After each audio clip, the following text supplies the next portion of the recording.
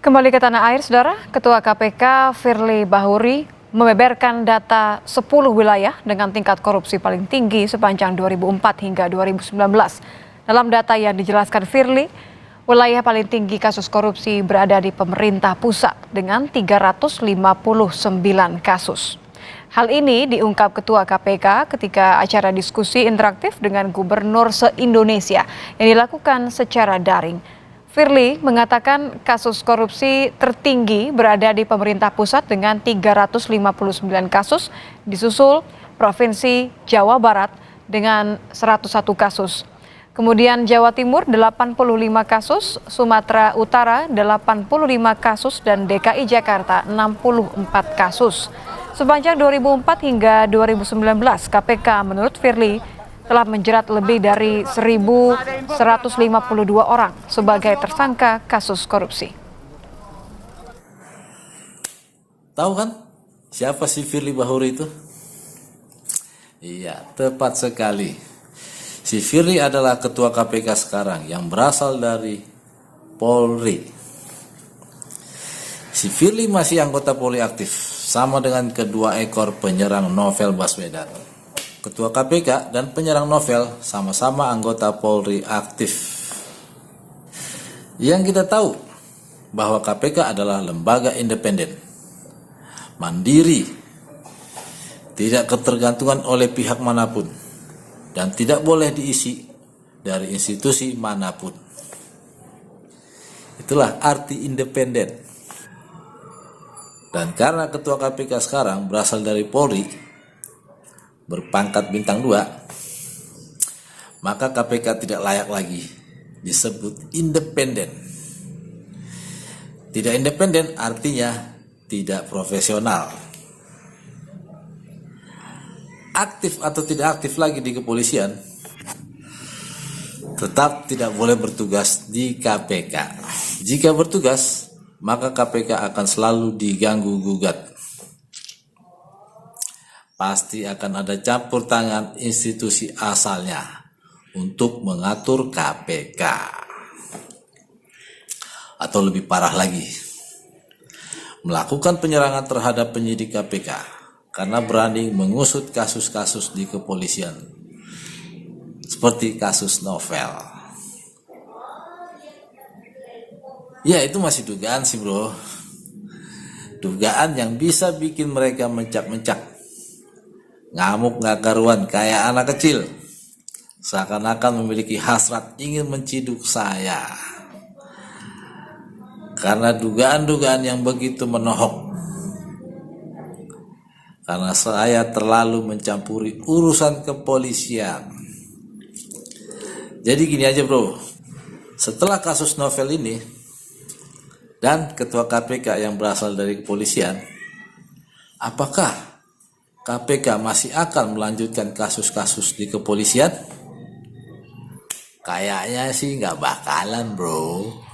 Ilustrasinya begini, gua bekerja di lembaga audit negara, lalu ditugasin untuk mengaudit perusahaan keluarga gua. Apakah gua mau audit secara profesional perusahaan keluarga gua? Nggak mungkin dong. Bisa-bisa bokap, abang, saudara-saudara gua masuk penjara semua. Ini contohnya. Kita lihat dulu layar lebarnya. Kembali ke tanah air, Saudara. Ketua KPK Firly Bahuri membeberkan data 10 wilayah dengan tingkat korupsi paling tinggi sepanjang 2004 hingga 2019. Dalam data yang dijelaskan Firly, wilayah paling tinggi kasus korupsi berada di pemerintah pusat dengan 359 kasus.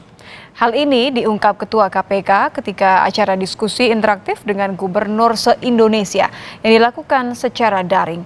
Firly mengatakan kasus korupsi tertinggi berada di pemerintah pusat dengan 359 kasus, disusul Provinsi Jawa Barat dengan 101 kasus. Kemudian Jawa Timur 85 kasus, Sumatera Utara 85 kasus, dan DKI Jakarta 64 kasus.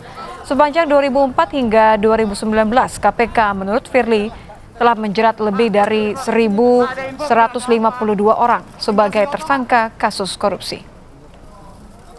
Kita lihat daerah-daerah mana saja yang lebih banyak korupsinya, kabupaten kota? Bukan. Ya, ini.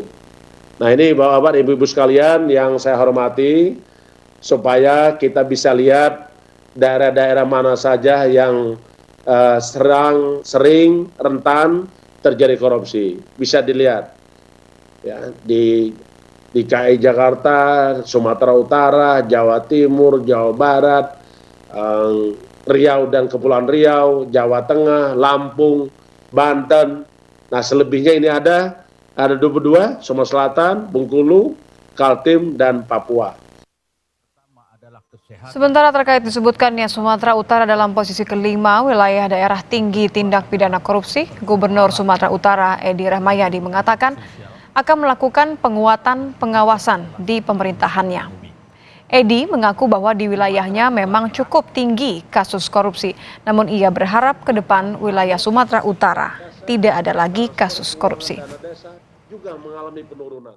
Tadi yang sudah dipaparkan bahwa Sumatera Utara masuk 5 besar, begitu banyaknya orang dimasukkan akibat perbuatan-perbuatan yang tak tepat. Yakinkan bahwa ke depan mudah-mudahan itu tidak ada, kecuali persoalan-persoalan yang lama.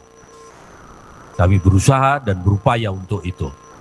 Mohon ada koordinasi secara ketat, difahami secara real yang ada di daerah. Tadi sudah panjang lebar disampaikan oleh Ketua KPK, dan itu memang benar terjadi. Ada hal-hal yang perlu kita evaluasi.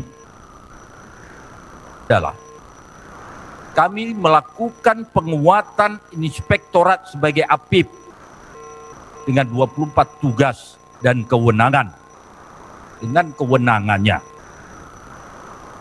penambahan anggaran dan sumber daya manusianya, peningkatan kapabilitas APIP, dan nilai maturitas SPIP.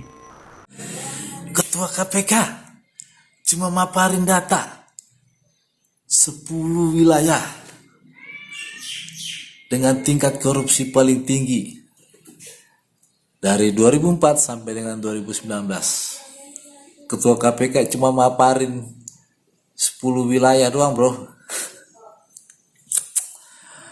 Benar-benar profesional, ya nggak, bro? Kita menggaji dengan sangat besar untuk seekor irjen polisi menjadi ketua KPK. Cuma untuk memaparin peringkat-peringkat 10 besar daerah dengan tingkat korupsi paling tinggi.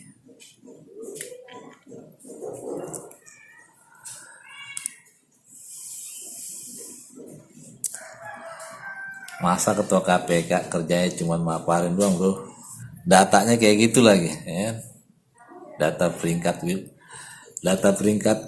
daerah 10 besar yang aduh, kalau cuma membaca atau memaparin kayak gitu, orang gila juga bisa, bro. Jadi intinya nggak bakalan profesional dah kalau KPK diisi dari institusi lain. Kita gaji ketua KPK dengan sangat besar, tapi kerjanya cuma maparin doang.